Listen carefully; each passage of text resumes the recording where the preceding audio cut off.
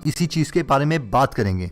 जब टॉपर्स कोई नया कॉन्सेप्ट पढ़ते हैं या समझते हैं तो उनके दिमाग में क्या चल रहा होता है, उनका थॉट प्रोसेस वो क्या होता है। तो जो सबसे पहले टेक्निक है उसे बोलते हैं the big idea. For example, मान लीजिए कि हम कोई बिल्कुल नया कॉन्सेप्ट समझना चाह रहे हैं, जैसे कि इलेक्ट्रोमैग्नेटिज्म।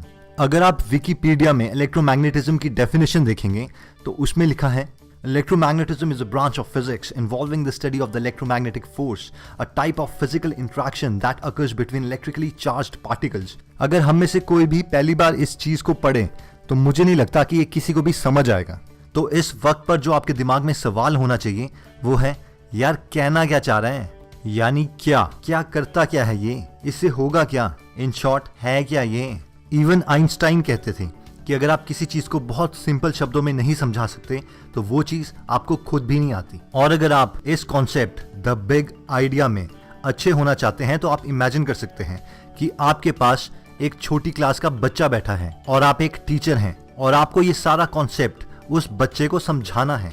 फॉर एग्जाम्पल, अगर हमें एक बच्चे को समझाना हो कि इलेक्ट्रोमैग्नेटिज्म होता क्या है तो हम उसे कह सकते हैं कि इलेक्ट्रोमैग्नेटिज्म एक कॉन्सेप्ट है जिसे हम बिजली से चुंबक बना सकते हैं, मैग्नेट, और चुंबक से बिजली। और अगर हम किसी भी कॉन्सेप्ट को बहुत सिंपल शब्दों में एक्सप्लेन करने में कामयाब हो जाते हैं तो हमारे दिमाग में या फिर उस इमेजिनरी बच्चे के दिमाग में बहुत सारे सीरीज ऑफ क्वेश्चंस आ जाएंगे जिन्हें अब हमें आंसर करना है। सवाल जैसे कि ये कैसे होता है, ये होता क्यों है, ये कब होता है और ये कहां पर होता है, यानी कैसे, क्यों, कब, कहां।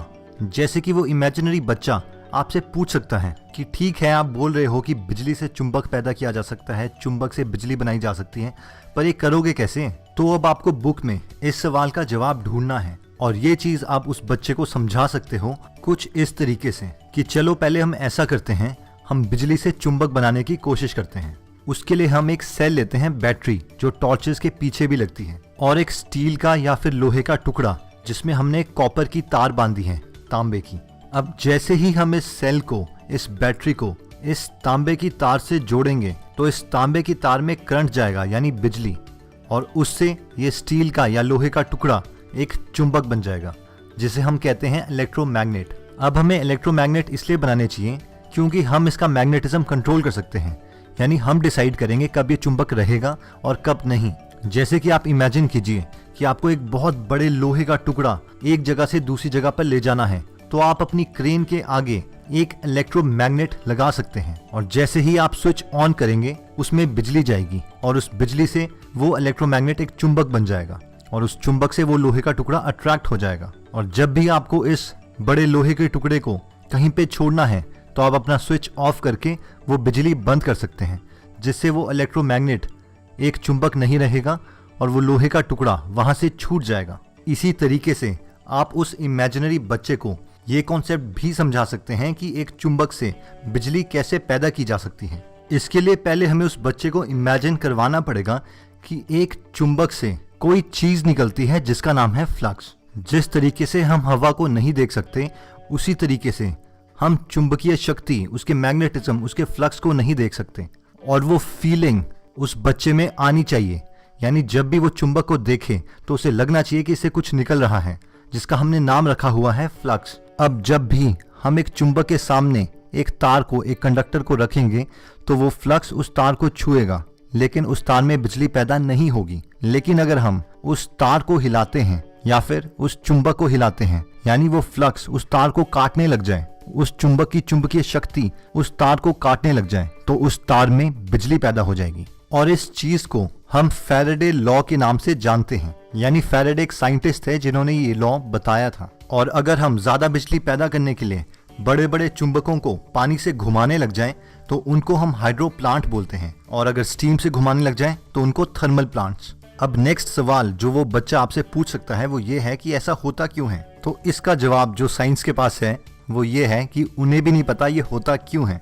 बड़े बड़े साइंटिस्ट्स ने एक दुनिया में, एक नेचर में पैटर्न ढूंढा जिसे हम बोलते हैं लॉ, और उस लॉ की कोई एक्सप्लेनेशन नहीं होती। यानी जब भी हमारे दिमाग में आए कि ऐसा क्यों हुआ और वो लॉ की वजह से है, तो हमें अपने दिमाग को रोकना पड़ेगा कि वो आगे ना सोचे, क्योंकि उसकी एक्सप्लेनेशन साइंटिस्ट के पास भी नहीं है। और फिर भी अगर हम अपने दिमाग को नहीं रोक पाते तो या तो हमें नोबेल प्राइज मिल जाएगा या फिर हम अपना बहुत ज्यादा कीमती टाइम बर्बाद कर देंगे। दोस्तों, इसी तरीके से हम बाकी सारे कॉन्सेप्ट्स को समझ सकते हैं। इस कॉन्सेप्ट का ये फायदा है कि पहले आपके दिमाग में सवाल है और उस सवाल का आंसर ढूंढने के लिए आप किताब पढ़ रहे हैं, ना कि जिस तरीके से ऑथर ने लिखा है वो जहाँ पे भी आपको ले जाना चाह रहा है उसी तरीके से आप पढ़ी जा रहे हैं और आपके दिमाग में कोई स्टोरी, कोई इमेजिनेशन, कोई कॉन्सेप्ट नहीं बिल्डअप हो रहा। इससे आपका दिमाग एक टारगेटेड मिसाइल की तरह काम करता है, यानी आपके दिमाग में कोई सवाल है, कोई टारगेट है जिसका आंसर आप ढूंढना चाह रहे हैं। इससे आपकी कॉम्प्रिहेंशन स्किल्स, आपकी समझने की शक्ति बहुत ज्यादा बढ़ जाती है। दोस्तों, बिग आइडिया के पास नेक्स्ट सुपर कॉन्सेप्ट आता है इमेजिनेशन। दोस्तों, क्रैमिंग में, रट्टे में और एक अच्छे कॉन्सेप्ट्स बिल्ड करने में जो सबसे बड़ा डिफरेंस है वो है इमेजिनेशन का।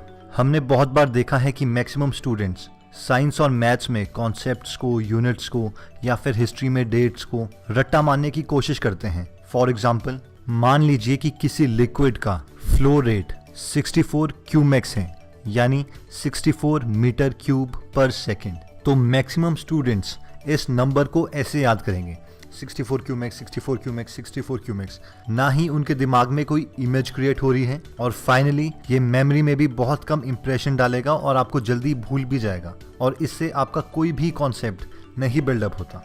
इस फ्लो रेट को इमेजिन करने का एक तरीका ये हो सकता है कि 64 मीटर क्यूब पर सेकेंड, यानी 64 का क्यूब रूट होता है 4। अब इसे इमेजिन करने के लिए पहले आप इमेजिन कीजिए 4 मीटर। हो सकता है ये आपके रूम का साइज हो या फिर वॉशरूम का साइज, इंटू 4 मीटर इतना लंबा और इंटू 4 मीटर इतना गहरा, यानी ऑलमोस्ट आपके पूरे कमरे जितना। इतना लिक्विड एक सेकंड में एक जगह से जा रहा है। अगर इस फ्लो रेट के सामने आप खड़े हो जाएं तो ये लिक्विड का फ्लो आपको उठा के एक जगह से दूसरी जगह पे फेंकने की क्षमता रखता है। ये उसी तरह है जिस तरीके से एक चींटी के ऊपर हम पूरी की पूरी बाल्टी फेंक दें। इतना ज्यादा फ्लो रेट है ये 64 मीटर क्यूब पर सेकेंड। अगर इस तरीके से आप यूनिट्स को रिमेंबर करने की कोशिश करते हैं तो ये आपकी मेमोरी में बहुत इमोशनल इम्पैक्ट डालता है और आपको याद रहता है कि ये इतना बड़ा था और आपकी यूनिट्स की भी कभी गलती नहीं होगी। कभी आप इसको 64 सेंटीमीटर क्यूब पर सेकंड नहीं लिख पाओगे क्योंकि आपको पता है कि सेंटीमीटर बहुत छोटा यूनिट है, ये तो एक गिलास के बराबर है, जबकि 64 मीटर क्यूब पर सेकंड ये आपके पूरे कमरे के बराबर। इसी तरीके से आप प्रेशर का यूनिट किलोग्राम पर सेंटीमीटर स्क्वायर इमेजिन कर सकते हो। 5 किलोग्राम पर सेंटीमीटर स्क्वायर का मतलब है कि एक छोटा सा स्क्वायर 1 × 1 सेंटीमीटर का, ऑलमोस्ट आपके नाखून जितना, उसके ऊपर 5 kg का प्रेशर है। 5 किलो इमेजिन कीजिए, 5 किलो का कोई वेट सिर्फ इतनी छोटी जगह पे कॉन्सेंट्रेटेड है, तो ये एक काफी बड़ा यूनिट है। और इसी तरीके से बाकी यूनिट्स, न्यूटन, फ्लक्स या कोई भी यूनिट इमेजिन किया जा सकता है और इससे कॉन्सेप्ट बिल्डिंग में बहुत मदद मिलती है। वैसे ही अगर हमें कोई हिस्ट्री की डेट याद रखनी है, जैसे कि मान लीजिए आपको याद रखना है कि पहला सक्सेसफुल अपोलो मिशन 1969 में हुआ था, यानी पहली बार United States of America USA 1969 में मून पर गया था। अब जब भी हमें डेट्स याद रखनी होती है तो हमारे दिमाग में जो एग्जिस्टिंग डेट है, जो हमें याद है, हम उसके साथ उस डेट को कंपेयर करते हैं। अब हम इसे इस तरीके से याद कर सकते हैं कि 1947 में हमारा देश आज़ाद हुआ था और पूरे 22 साल के बाद, यानी जब हमारा देश 22 साल का हो गया था, तो 1969 में USA मून तक चला गया था। और अगर अब हम नेट में सर्च करें और देखें कि हमारा ISRO, Indian space research organisation, ये कौन से ईयर में बना था, तो आपको पता चलेगा ये भी 1969 में बना था। यानी जब हम इसरो को बना रहे थे उस वक्त USA मून तक पहुंच गया था। अब इस तरीके से इमेजिन करने से होगा ये कि हम इमोशनली चार्ज्ड अप हो जाते हैं और हमें कोई भी डेटा याद करना काफी आसान हो जाता है। चलिए दोस्तों, अगर आपको ये वीडियो पसंद आया और अगर आप चाहते हैं कि हम एक स्पेशली डेडिकेटेड